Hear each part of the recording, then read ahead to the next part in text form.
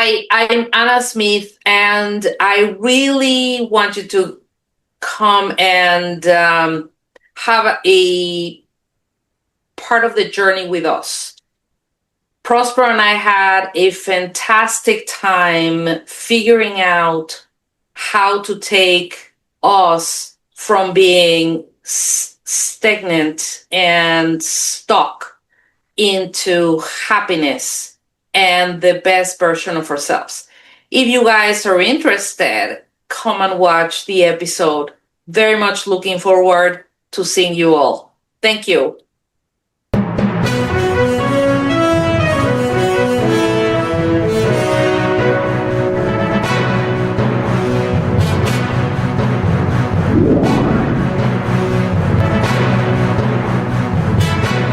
Now, welcome to yet another exciting episode of the Online Prosperity Show. I'm your host, Prosper Taruvinga, and you're tuned into the #1 destination for exclusive insights into today's most compelling success stories. And in each episode, we're going to be diving deep into the journeys of remarkable individuals who've transformed challenges into triumphs and also offering you actionable strategies to elevate your own path to prosperity. Now, today I am honored and deeply pleased to present to you Anna Smith. Now, Anna, welcome to the show. Thank you, Prosper. I'm thrilled to be here and very happy to share some thoughts and some insights with your listeners and your viewers. Thank you. Absolutely. Well, the pleasure is all mine. Not only am I humbled, but I'm actually starstruck because as we are going to unravel, you're not just an executive coach or speaker, you're a two-time TEDx presenter, and you're also an author of an upcoming book. So I'm just sitting here thinking, wow, what an accolade and what a track record. So thank you so much for being with us on the show today. Thank you. My pleasure. Absolutely. So for those that are meeting Anna Smith for the very first time, you will get to notice that she's a dynamic force in leadership development and well-being. And also she is the Chief Learning Officer at BrightflarePerformance Solutions. And she brings over 25 years of experience from global giants like Microsoft, General Electric, HP, and American Express. And as I have mentioned, she has been on the TEDx floor, not once, but twice. And that is an achievement in and of itself. But before we dive into her incredible journey, let's get to know her a little bit. Now, Anna, your job involved you having to work in, with global teams and things of that nature. You literally made making from home cool before we thought it was cool at the pandemic, right?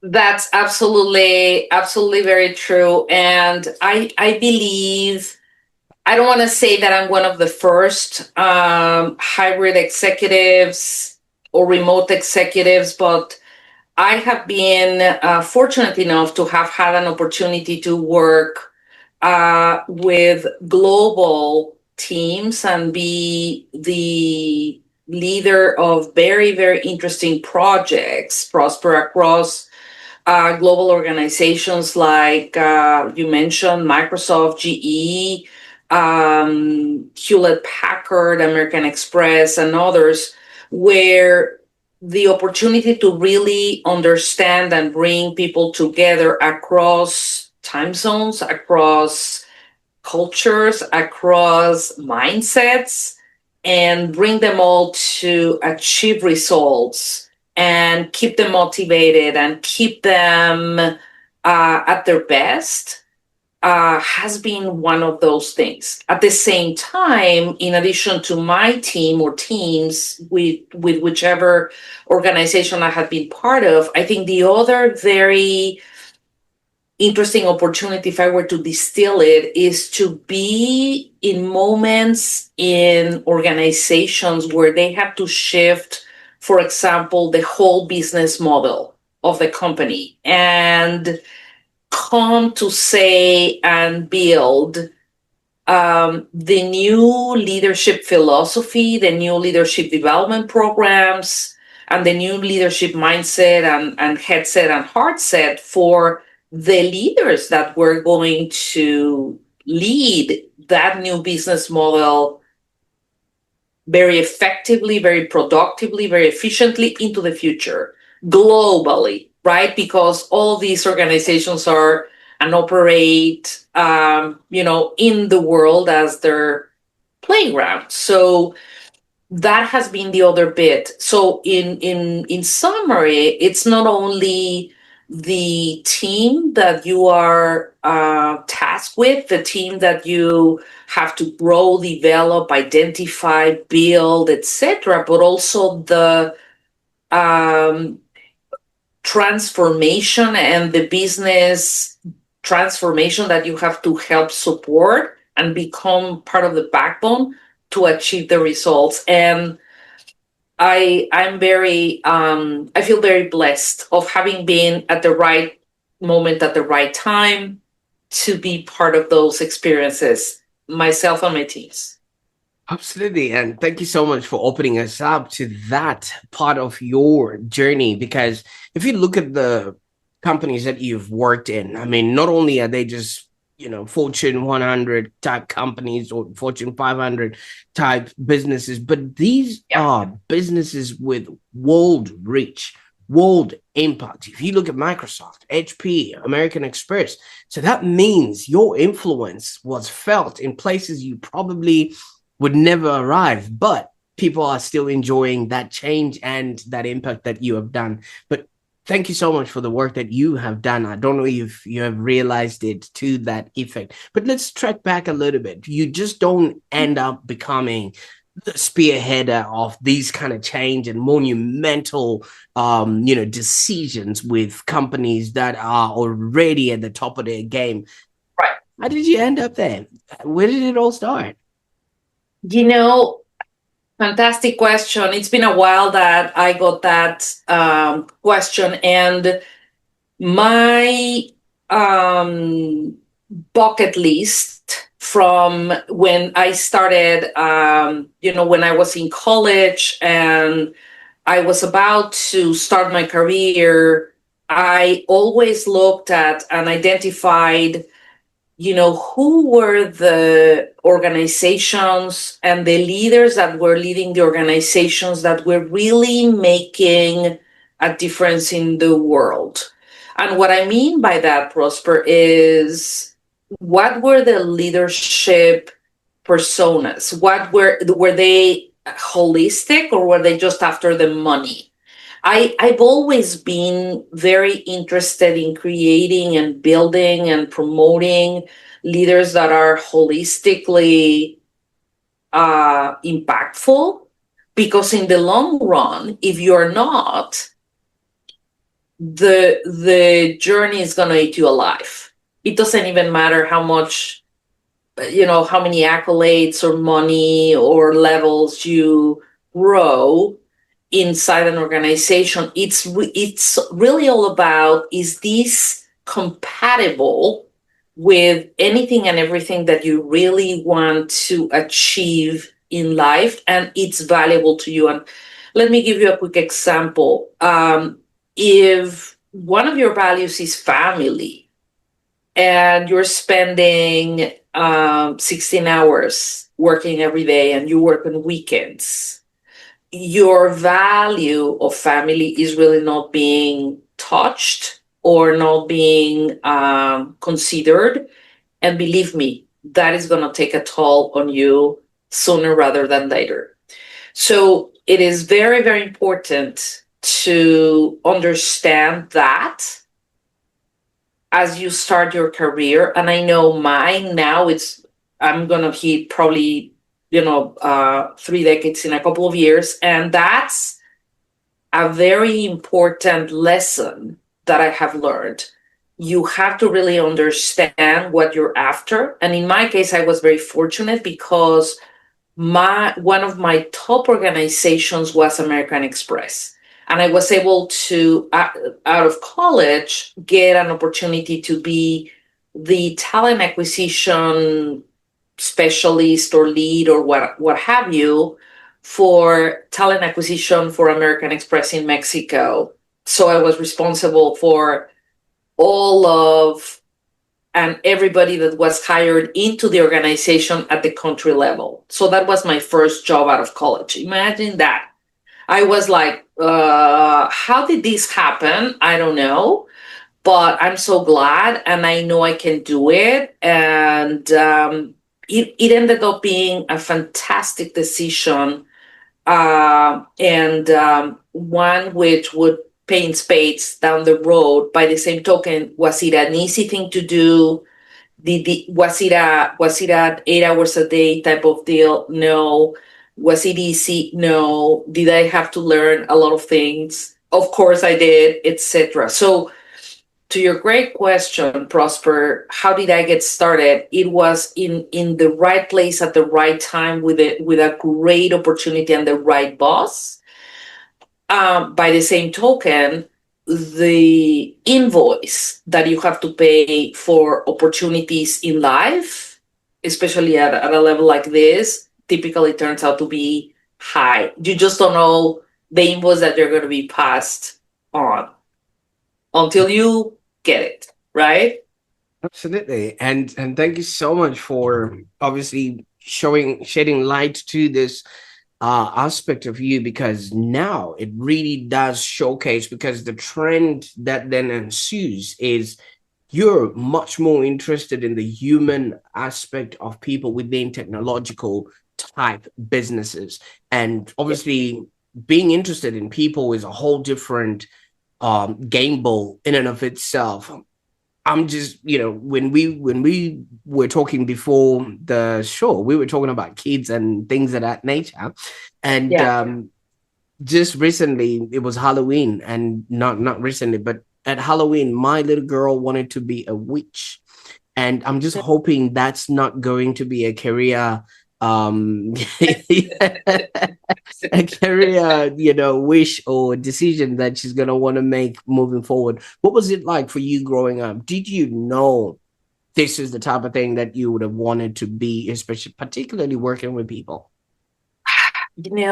Fantastic question, Prosper. And interestingly enough, you never know. It's like gifts. You never know what the package of the gift that you're receiving is going to entail.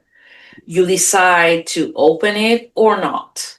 And the curious Anna, for the most part, has always opened the gifts and has always in parallel. This is probably one of the other big lessons that I not only share with my kids in a subtle way, I promise you that, but also with anybody that I'm coaching, and that it's a Gen Zer, which is, I mean, coaching Gen Zers and millennial, especially Gen Zers.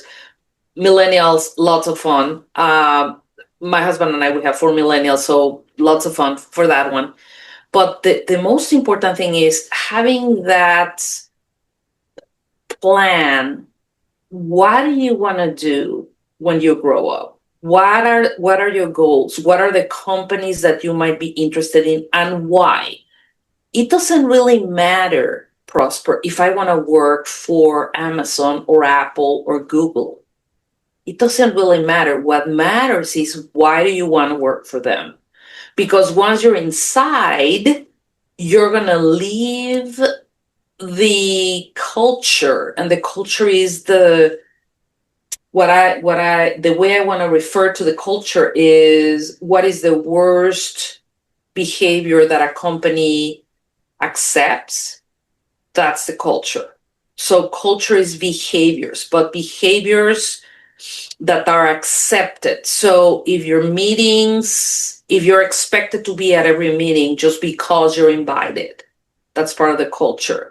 Versus contesting, like Prosper saying, why do I need to be in this meeting because I'm in a project that is like the number one? you're expected to be there, it's that you're not able to contest that, it becomes very difficult to execute, be productive, achieve meaning, achieve purpose, connect with your values, etc. So it's very important. So it's a two like a parallel way. So what are your goals? What are your values? What are your purpose? What really gives you meaning as a career oriented individual? Number one. And number two, in parallel, what are the things that you really want to achieve, whether you're in finance, operations, it doesn't really matter. So very, very important, Prosper, to have that exercise of self-awareness done.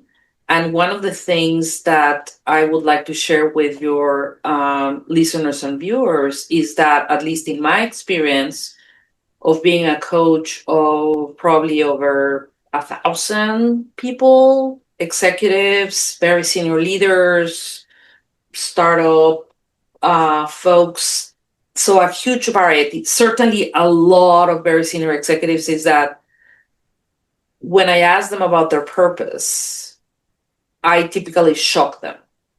Like, what are you talking about? What is my purpose? Yeah, what is your purpose? And they cannot answer that. That doesn't mean that you have to have one and stick to it throughout your career. What I mean by that is just making sure that you have that self-awareness questionnaire, Prosper, at the beginning of your career, and do touch points maybe every year. Am I in the right position? Am I in the right organization? Am I doing the right thing? Um, I had that discovery, bringing it full circle to my career, with a shocking revelation where I had to decide whether to stay doing what I loved or get a divorce because of the demands of my work, of the things that I was expected to do and be part of job wise.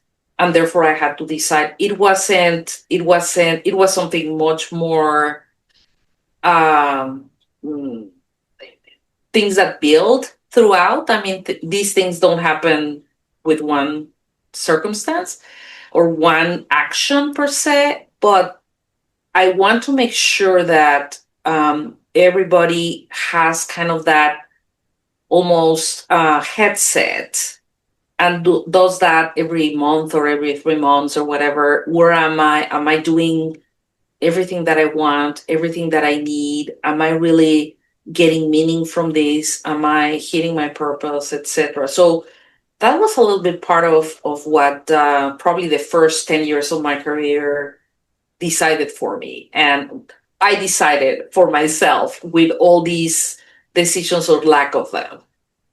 Mm, absolutely. And half of the time, especially with the kind of work that you were doing, it really would take up much of your time. I mean, global teams would entail that this is different time zones, and you're having to deal with quite a lot of demands at different times of your day, which I don't think there was that much work-life balance. And also the need for Got it. you to obviously, because if you're holding a significant role in a major corporation, everything lies on you. And I'm thinking this is one of those things, like you were about to let us know, that you had to make a life decision Right. predicated on, should you choose work or should you choose your own life? Now, I want us to go there. What did you choose? I chose to continue with my career Right. and my professional life, and certainly my daughter, and decided to, continue building on that um, hierarchy of achievements, and it didn't fail. By the same token, Prosper, guess what? I didn't go back to challenging my decision on divorce, because that was a decision that I thought about for a couple of years. I have never shared this other than with my closest friends. So obviously you're one of my closest friends, as well as Thank all you. of your millions of listeners, etc. Thank you. But it is very, very important because it wasn't really contesting that decision. It was about not modifying my habits, not challenging my, is this really what is fulfilling to you, your daughter, your future, etc., that I think started to charge a larger invoice in my life, right? And that was probably another, or my next big professional and personal milestone, right? To define and decide upon. Absolutely. And thank you so much for taking us there. Because I viscerally believe whenever a lot of people are faced with a should I stay or should I go decision, it really gets them, like you said, really look at their values and what it is that their purpose and measure of Yeah, success really is. And it's moments like this that yeah, many people go through in life, and knowing that you have and obviously came out on the other side the way that you did, yeah, congratulations on making that decision. But now I feel like you came across a moment of clarity, which obviously as you were climbing through the ranks, you would have just wanted to do certain things, but there was a bit of clarity that then got you to reevaluate your definition of success. And I feel like you made that decision at that particular time. Could you maybe walk us through yeah. what, from then on, that definition impacted your actual life? Absolutely, and I think you're spot on, and you're obviously a fantastic interviewer because you really got what I call with my coaches the red thread, like what is like underlying and that red thread, and let me pull it. In my particular case, it was really understanding what was giving me the most value and the most meaning, and who and what was really involved, right? Whether it was, in my particular case, it was my daughter. I had started to have another relationship several years after my divorce. Am I gonna, pursue this relationship, etc., and at the same time continue to build on the amazing opportunities professionally speaking, and where do I want to take that? So um, all of those, with the clarity, as you were very well identifying, it's almost like when you have a windshield that has been, like when you're driving in the snow and it gets, you know, weird, or when you're driving, depending on the weather that you guys have had an opportunity to drive in, just your windshield or your glasses, in my case, where it's like, oh my goodness, I cannot see clearly. And all of a sudden you clean them and you can see very clearly what's ahead and what is the path for you. It's almost magical. But that, Prosper, comes from knowing who you are, what you are, and what you're after, right? This self awareness that is an exercise that we do every single day, right? Every single day. And we forget to do. Nobody really teaches us how to do that. This is a little bit of how I started to get into wellness, well-being, and understanding how we are we are a system, meaning we are not only, and I have focused for the longest time on the intelligence side of things. And originally an organizational psychologist, so I was always concerned about that aspect as well, the mindset and the emotional aspect of things. But I had never really, I had worked on parallels versus a holistic approach. So nowadays, the way I look at everything is as a whole.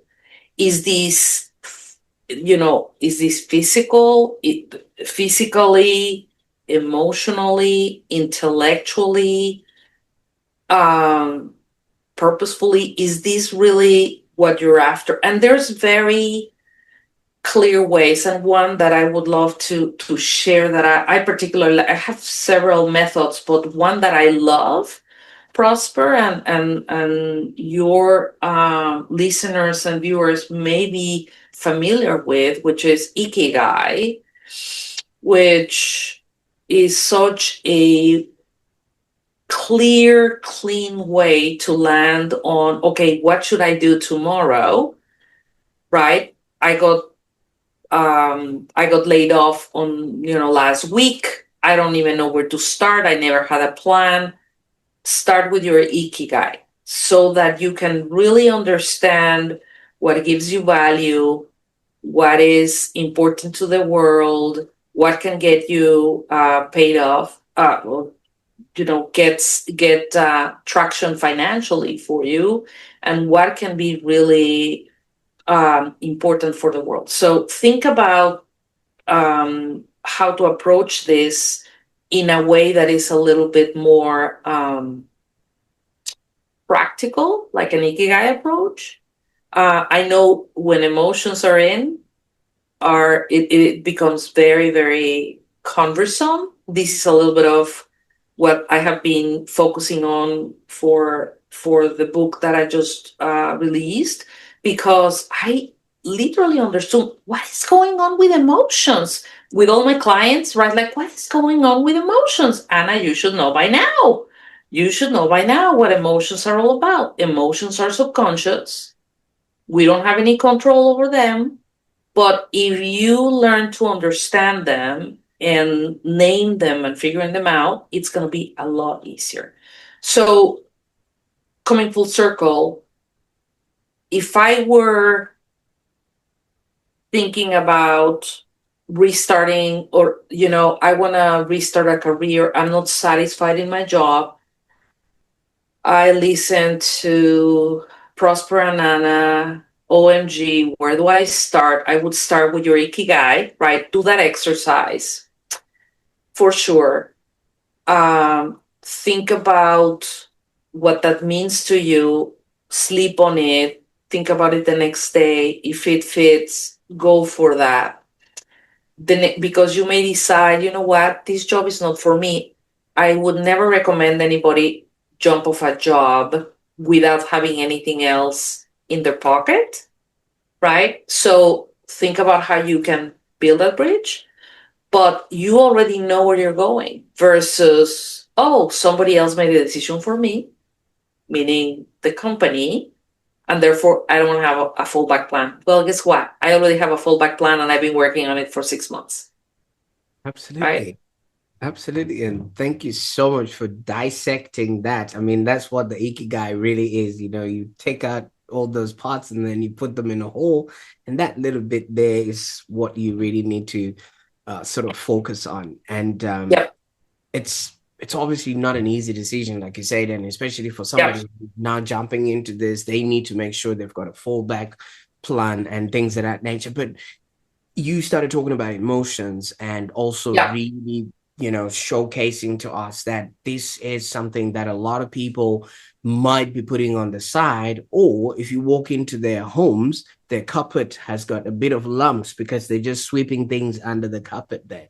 All right. Now, you started now having to balance roles of, yeah, you did mention being a mom and being a professional, and that would have presented a whole global Yes. team in and of itself, because you're at work and you also have to Yes. deal with the challenges of motherhood. Now, how have you sort of managed to put a balance around all of this, and then what sort of lessons have you learned, because you did mention about self-care and Yeah. maybe putting boundaries towards all of these things that would have now demanded your attention?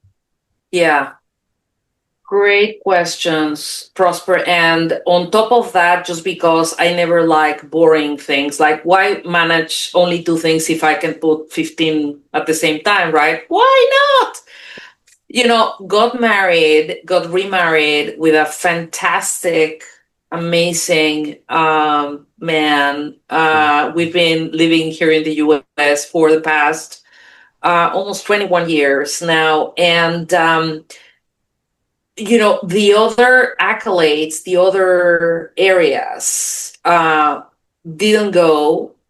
We just, as a couple, decided priorities, things, because obviously like I call it dearly here, my Cirque du Soleil never stopped, and his Cirque du Soleil never stopped, right? And our children and all that good stuff. But we made it happen. The interesting thing, that doesn't mean that it was easy.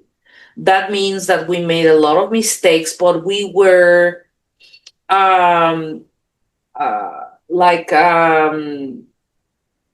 Eric Rice, he's an author and he's an expert on businesses, and basically the second word of his book is escaping me, but it's like, I remember, Lean Start. So Lean Start, and basically he talks about businesses. I remember that we invited him to come help us build a framework at GE for how we were gonna create and reframe the businesses that we had, which were very heavy, very, heavy manufacturing, heavy supply chain. How do you move from that to being lean? Like, boom, boom, boom, deciding when a business or a certain project or a certain initiative might fly or not in the sharpest possible way, Prosper. So we invited him with Lean Start, Eric Rice, and one of the things that I took from him and his book, not only from a business standpoint, but from a personal standpoint, was the pivot side.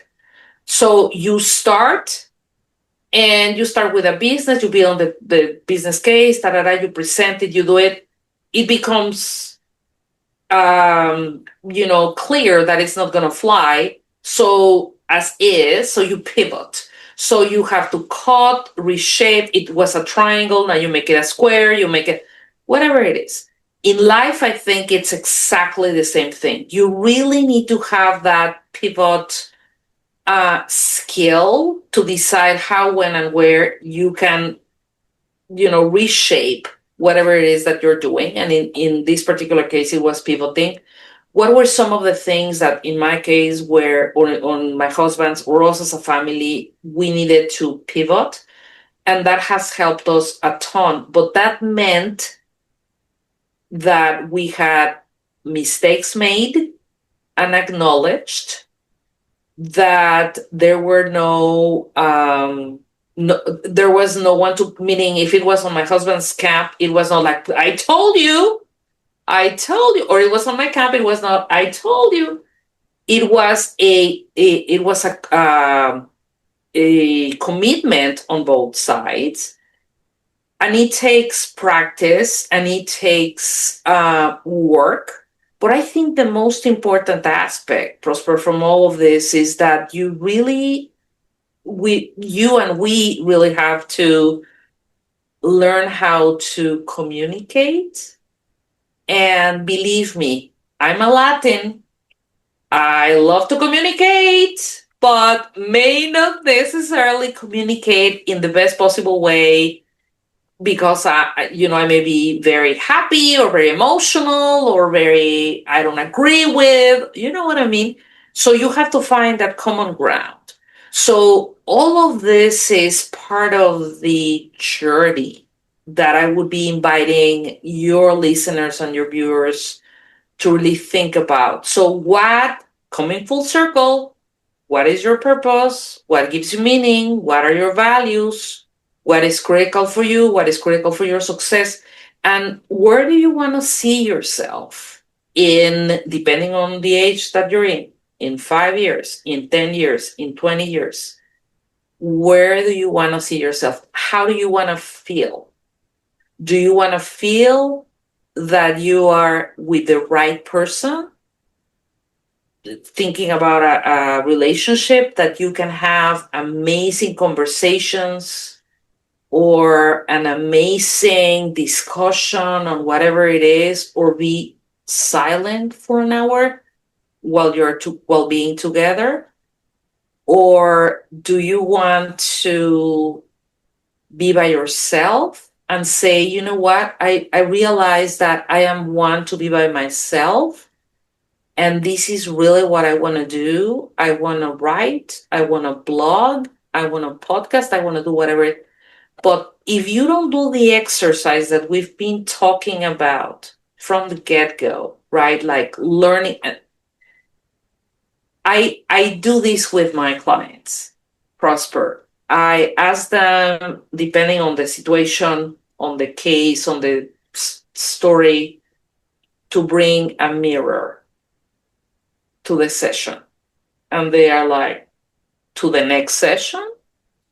Yeah, like it's like, okay, everybody's minds go to different avenues depending on their beliefs. She's gonna try and do branding with me. She's gonna give me tips and tips on my hairstyle, tips and tips on my video appearance, what have you, or personal appearance.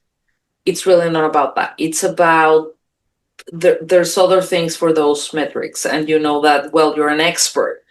It's more about, can you hold a mirror to yourself today for 60 seconds and be happy with what you see?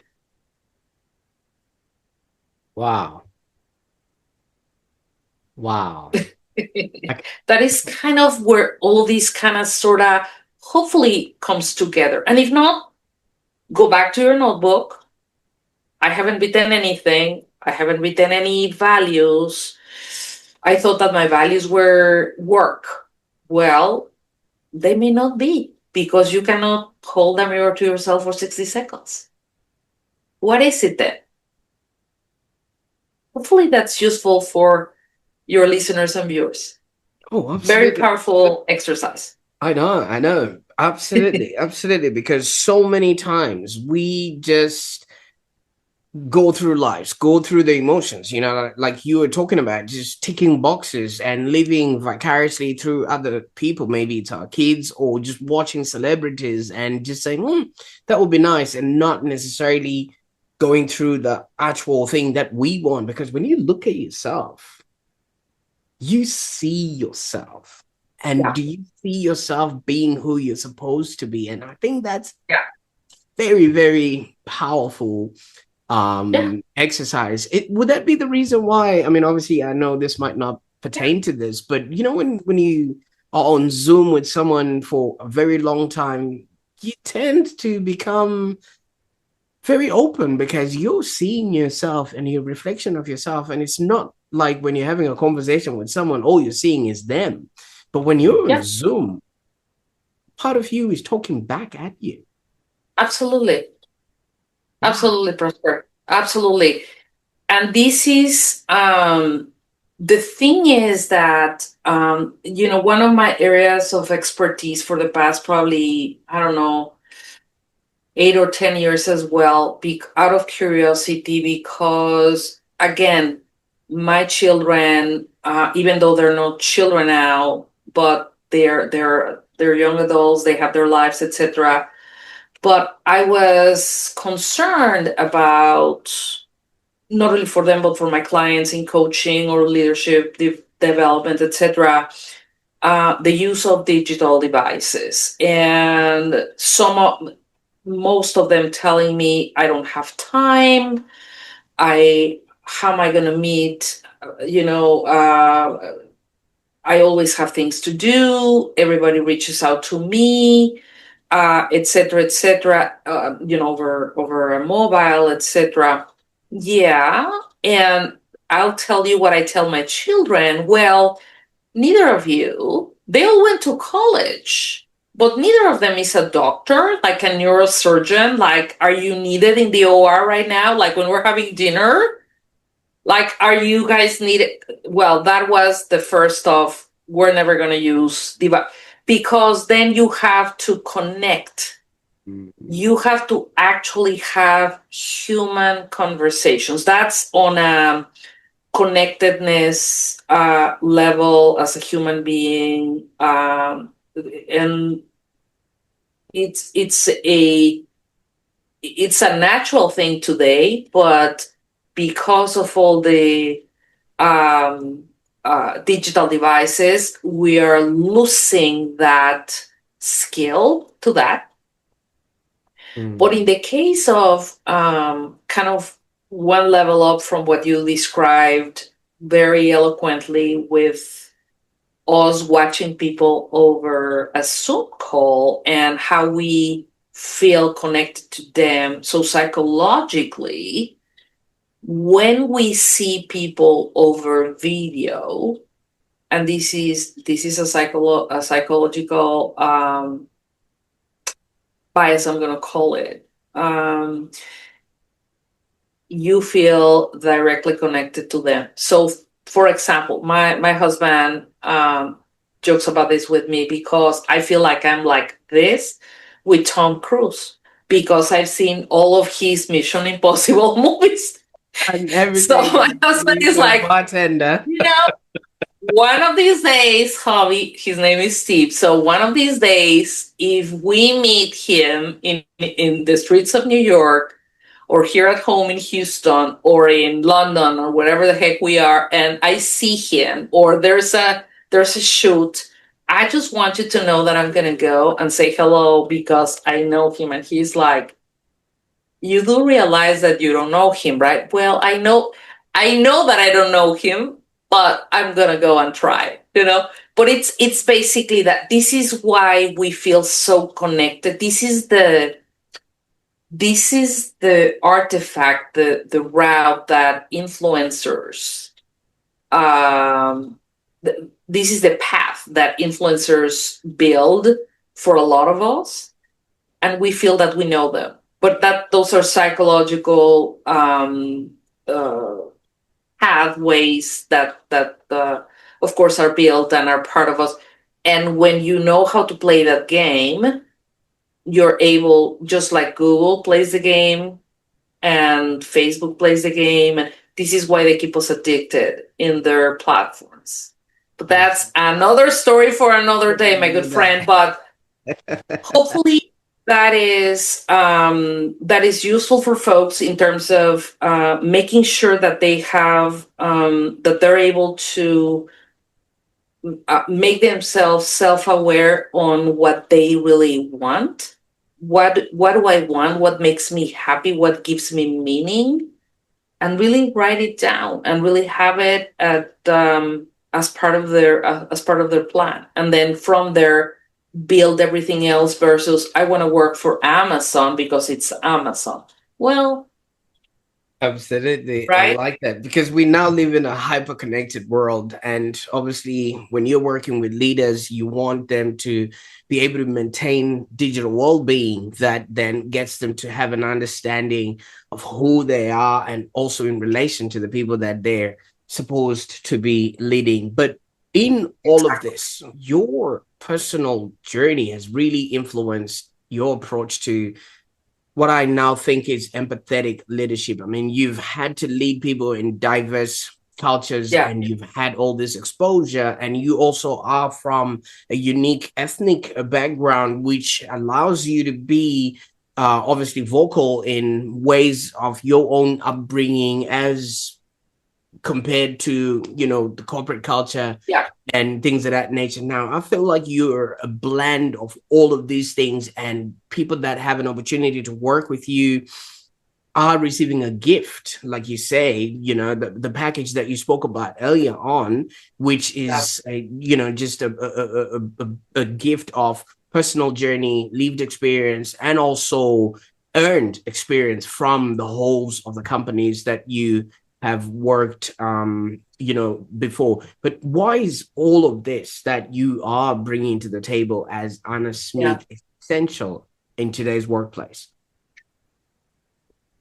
Um, I think that as I look back, and this is where my writing and anything that I really build is based upon, is on my coaching clients, my organizational clients, my individual clients, etc., and what their main pain points are, Prosper. And especially because we all have to have jobs, right? And we all have to work. It doesn't really matter if we are solopreneurs, entrepreneurs, or we work for an organization, etc.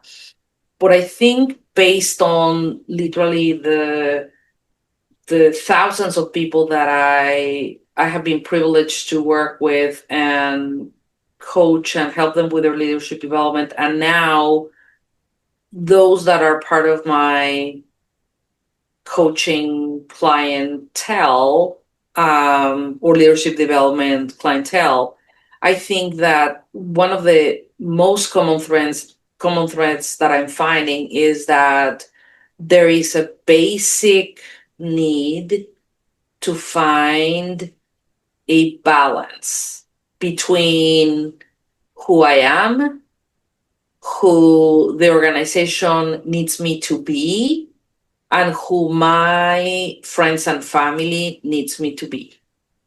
So how do I bring all of this together and not fail and not sell myself short for my children, for my significant other, for my parents, for my friends? Oh, Anna's always busy. Oh, she's always doing, oh, she's always on a plane. Oh, well, what is really important to you?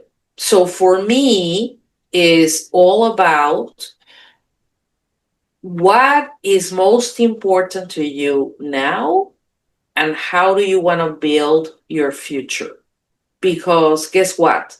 We're already May, right, of 2025. As fast as, I mean, we were talking about 5 minutes ago about the pandemic, right? Yeah, that is true. Literally 5 minutes ago. That is true. And if we don't take notice of that just because we're in the grind, right? We are really going to be in a very difficult position in 3, in 5, in 10 or 20 years. I have a group of people that I coach that are, I coach different people in different forms, masterclass, coaching, you name it, because I really care not only to keep the pulse on reality and how I can best support them, to your great question originally, but one of the areas that I keep close tabs on is on people that are going to retire. Since I want to say like 2011-12, there's about 11,000 people that hit 65 years of age in the US, just in the US. By the same token, uh, Prosper, let's say that on Monday I hit 65 and I've been working and I've been doing, but I really don't have a plan. I may or may not have a partner and a life, but what 65 in this day and age is very, very young. you still have at least another 25 to 30 years. So what are you going to do? 25 or 30 years of watching TV or play cards, or what are you going to do? So that's a little bit of the what the heck on that territory for me. And there's some people that are super planful and out there, etc. But I have found, at least in my experience, that there's a lot of folks that do not have a plan and do not don't like, I don't really know what I'm gonna do, but it's okay. Really? It's really not okay. Because your brain, as long as your brain is active, my friend, talk to me. So that's one. The other bit is on, for example, on Gen Zers, on the other end of the spectrum, where they're finding it very, very, they're having a lot of issues finding jobs. Why? Because the applicant tracking systems from companies, their algorithms have changed so much that if I were to put, let's say that I'm a Gen Zer, I put my resume in, and the system, the algorithm in itself, doesn't pass me even to a recruiter for a first review because of how they are structuring this day and age. There's so much demand that they have tightened that so much, and then the frustration of the Gen Zers is very, very high. Even, I mean, for people that are really talented and really have a lot to offer, and just give me an opportunity. Give me an opportunity. But if we don't open the door at the company level, it's very difficult. So I always like to work not only with folks that are inside organizations and doing all the magical and amazing work that they're doing, but also with groups and areas that I think are going to be and are very important. Right now, a big area of focus for me is women leaders, because of all the, probably a corollary or a red thread across everything that I've shared is that typically, this doesn't mean everybody is like me, but if you're a woman and you have children, you may have a significant other, you may have caregiving, challenges or demands. You may need to earn a living. You may have to clean the house. You may da da da da da da da. So how do you make it happen and still be at your best? So I'm very interested in that crowd, for sure, and that's one of the areas that I'm going to be focusing on in my next body of work, I would say. Absolutely. And thank you so much for opening that channel, because then it really showcases who you help and, what it is that they can be able to get from you. But what I didn't hear you, showcase is opening up your doors. So where would people go to on the internet, maybe to start finding you and, see if you're the perfect fit for their next journey in life? Absolutely. Thank you for that, Prosper. And absolutely, they can find me on LinkedIn. I'm Anna Smith, Talent Strategist. They can absolutely find the upcoming book. It's gonna be released. It's already live. The publisher already picked me today, and it's already live. Even though we have some little things, as part of the launch in the next couple of weeks. But evidently, it's out. It's mindset intelligence, and it's basically focused on.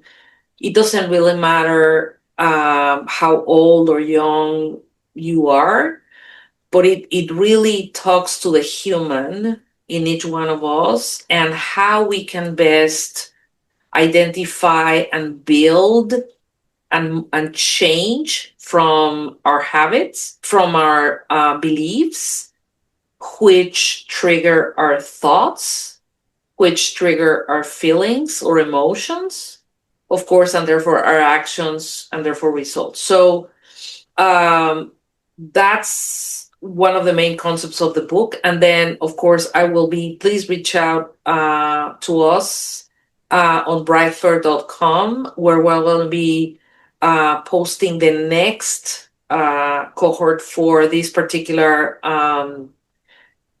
topic at hand. The name of the program is called Thrive Beyond Success for women leaders or women who aspire to become leaders, and how we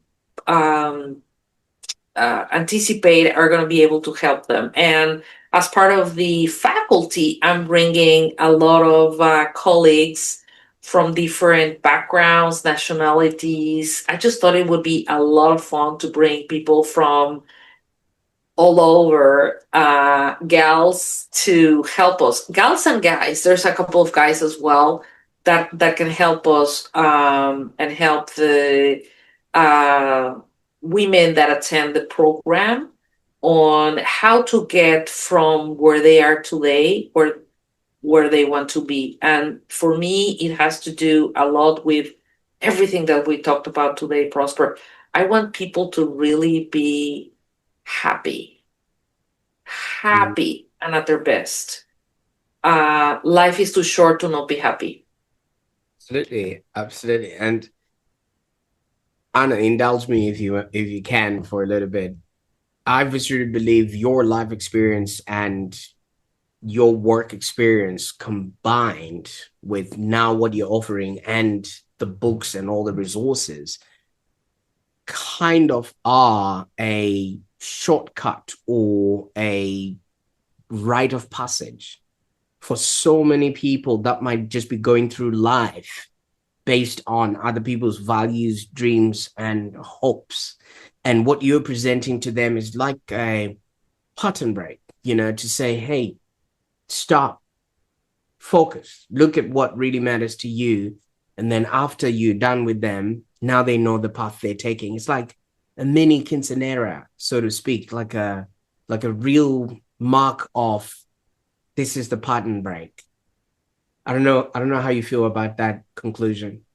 Prosper, I'm going to invite you to be my conference opener and partner in crime, because you described it perfectly well. It's exactly that. It's the mirror test. It's the shortcut. It's the shortcut that fits Anna, that fits Patty, that fits Susie, that fits whomever.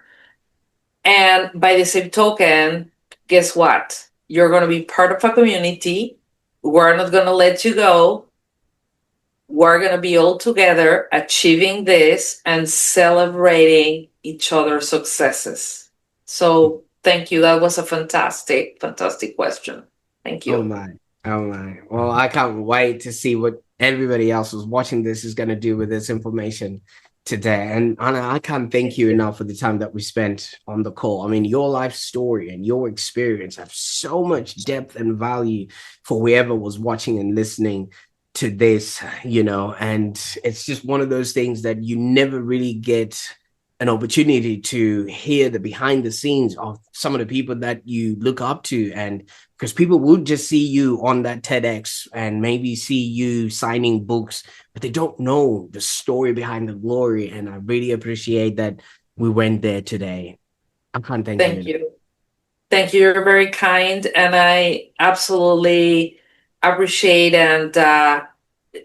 you and had a fantastic time. I really wish everybody that gets to listen to this conversation all the best in their journey. And I would remind them, you're not alone.